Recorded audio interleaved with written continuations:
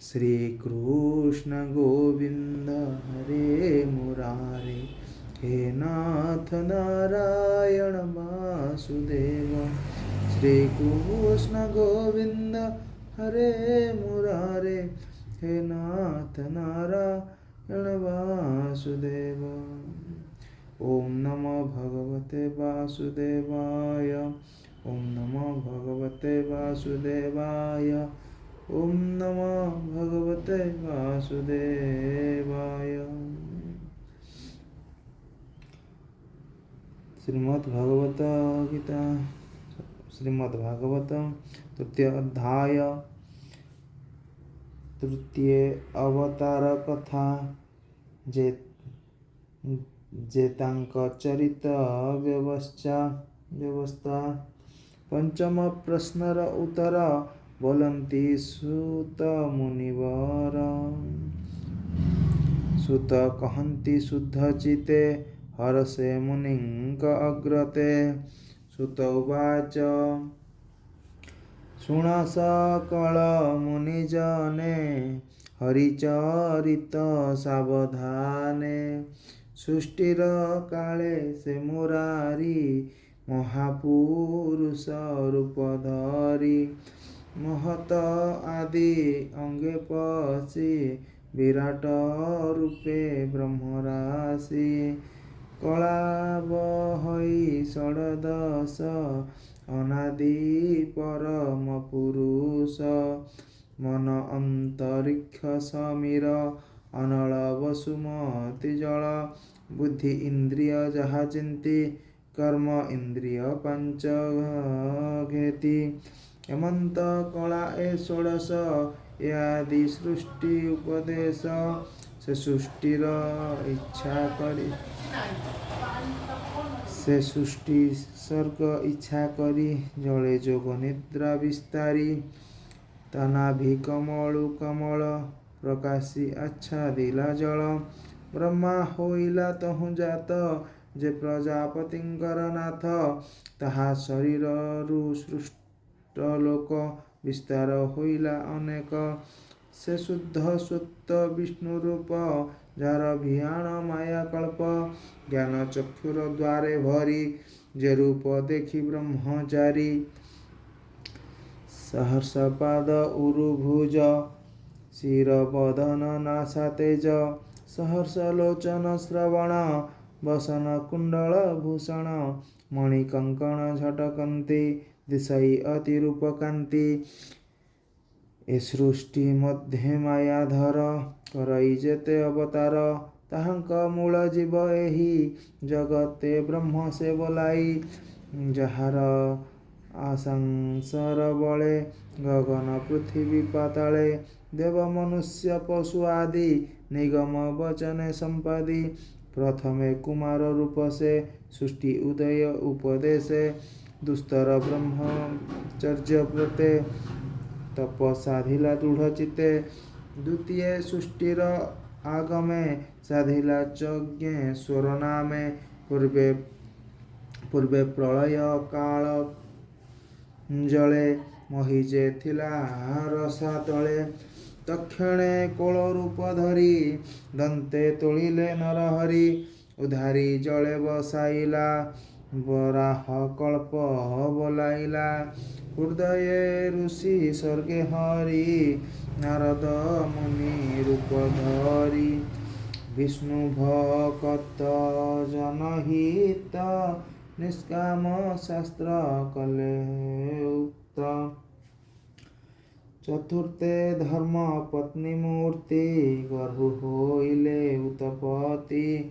स्वरूप नारायण, स्वरूप नर नारायण।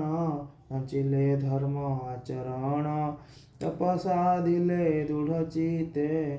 सृष्टि कल्पना अभिमते, पंचमे सिद्ध अवतारे।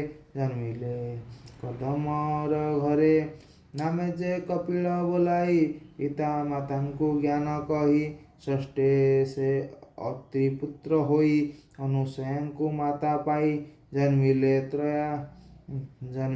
दत्तात्रेय रूपे। अल्पके ज्ञान शास्त्र कल्पे, ପ୍ରହ୍ଲାଦ ଆଦି ଦୈତ୍ୟଗଣେ ଜ୍ଞାନ କହିଲେ ଜଣେ ଜଣେ। ସପ୍ତମେ ଯଜ୍ଞ ରୂପ ଧରି ଆକୃତି ଗର୍ଭେ ଅବତରି ଯମାଦିସୁର ଗଣ ତୁଲେ ସ୍ୱୟଂ ମନ୍ତ୍ର ପାଳିଲେ।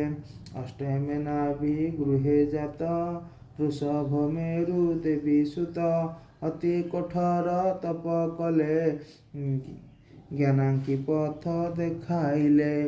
ନବମେ ପୃଥୁ ରୂପ ଧରି ବଳେ ଦୁହିଁଲେ ବସୁଧରି ବଳେ ଧରଣୀ କଲେ ସମ ନାମ ବହିଲେ ଉପଶମ।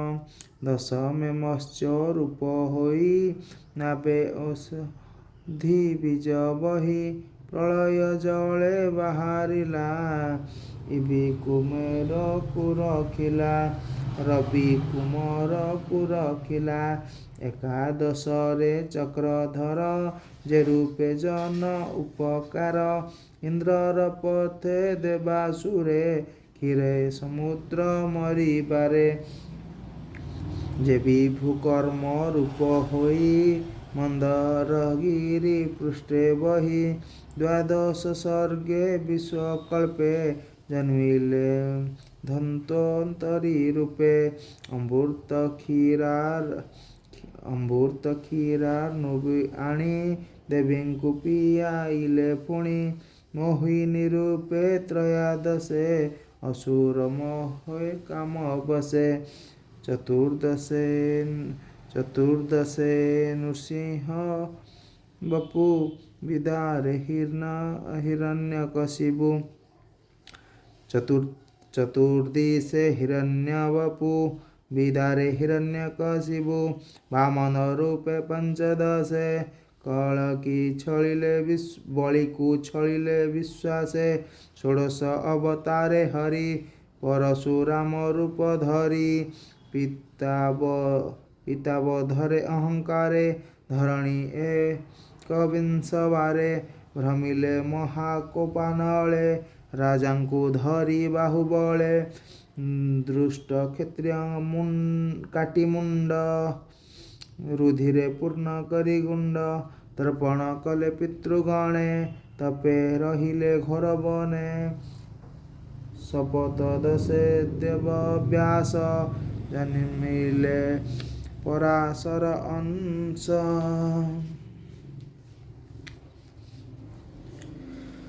ନିଗମ ବୃକ୍ଷ ଥିଲା ଏକ ବିଚାରି କଲେ ସାତ ଶାଖ। ପ୍ରାଣୀଙ୍କି ଦେଖି ଅଳ୍ପ ବୁଦ୍ଧି ଯେ ଧର୍ମେ ସଂସାର ପ୍ରବୋଧି। ସେ ପୁଣି ଦିବାକର ବଂଶେ ଶ୍ରୀରାମଚନ୍ଦ୍ର ଅଷ୍ଟାଦଶେ। ଜଳଧି ବାନ୍ଧି ସୀତା ଛଳେ ଲଙ୍କା ଧ୍ୱଂସିଲେ ଭୁଜବଳେ। ରାବଣ ମାରି ଦେବରାଜ ସାଧନ କଲେ ଦେବ କାର୍ଯ୍ୟ। ଊନବିଂଶେ ହରି ଯାଦବ ବଂଶେ ଅବତରି। କୃଷ୍ଣ ସ୍ୱରୂପେ ରାମ ତୁଲେ ଅବନୀ ଭରା ଉଶ୍ୱାସିଲେ।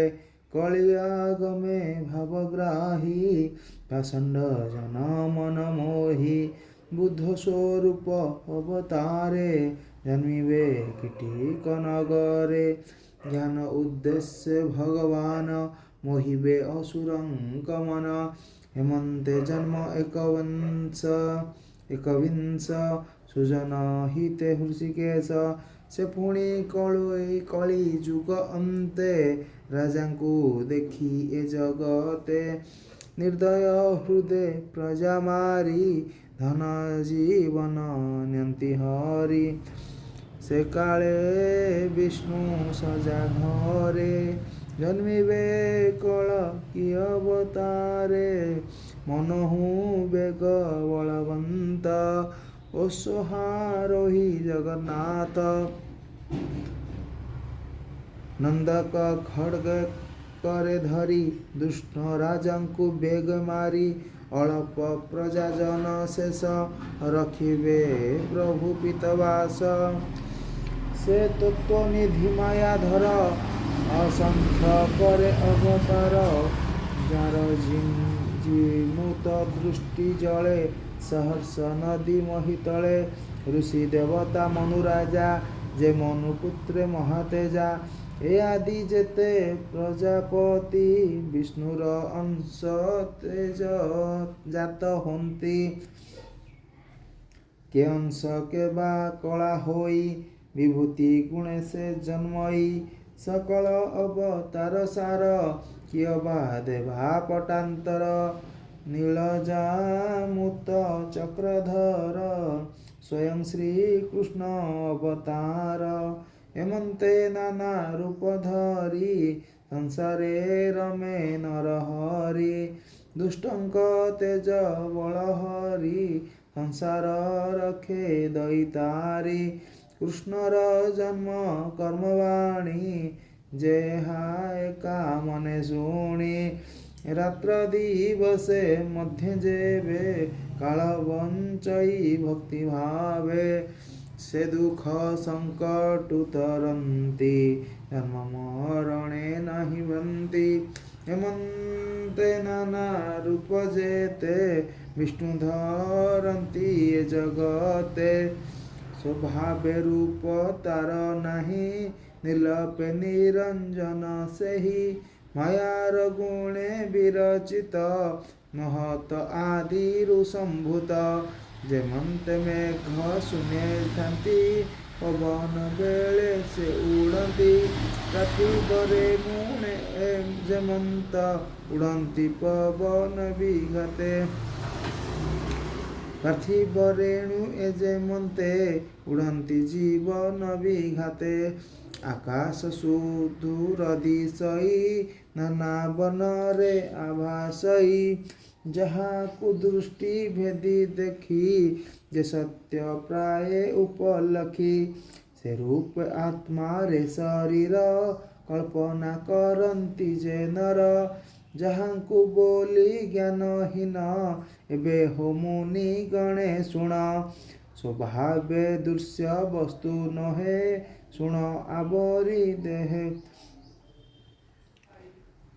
ଏବେ ହୋ ମୁନି ଗଣେ ଶୁଣ ସ୍ୱଭାବେ ଦୃଶ୍ୟ ବସ୍ତୁ ନହେ ଗୁଣ ଆବରି ଦେହ ବହେ ଏଣୁ ସେ ଜୀବ ରୂପ ବହି ଜନ୍ମ ମରଣ ପଥେ ତାଇ ଏ ସ୍ଥୂଳ ସ୍ମୁଖ ରୂପ ଯେତେ ସମ୍ଭବେ ବିଷ୍ଣୁ ମାୟାଗ୍ରସ୍ତେ ଆତ୍ମାରେ କଳ୍ପିତ ଶରୀର ଏ ତତ୍ତ୍ୱେ ବ୍ରହ୍ମର ବିଚାର ମାୟା ମିଶ୍ରିତ ମତି ଯେବେ ନିରସ୍ତ୍ର ହୋଇ ଜ୍ଞାନ ଭାବେ ଯେବେ ଆତ୍ମାରେ ଆତ୍ମା ଦେଖି ନିର୍ମଳ ମହିମା ନିରେଖି ଏ ମାୟା ଈଶ୍ୱର ପ୍ରକାଶ ଯେବେ ସେ ହୁଏ ନିରାଶ ପରମାନନ୍ଦ ରୂପେ ଚିତ ତେବେ ସେ ହୁଏ ଭାବିତ କହୁ ସମ୍ଭର ବ୍ରହ୍ମ ଜ୍ଞାନ ଜାଣଇ ତତ୍ତ୍ୱ ଜ୍ଞାନୀ ଜନ ଯାହାର ଜନ୍ମ କର୍ମ ନାହିଁ ବେଦର ଗୂଢ଼ ତତ୍ତ୍ୱ ଯେହି ଯାହାର ଜନ୍ମ କର୍ମମାନ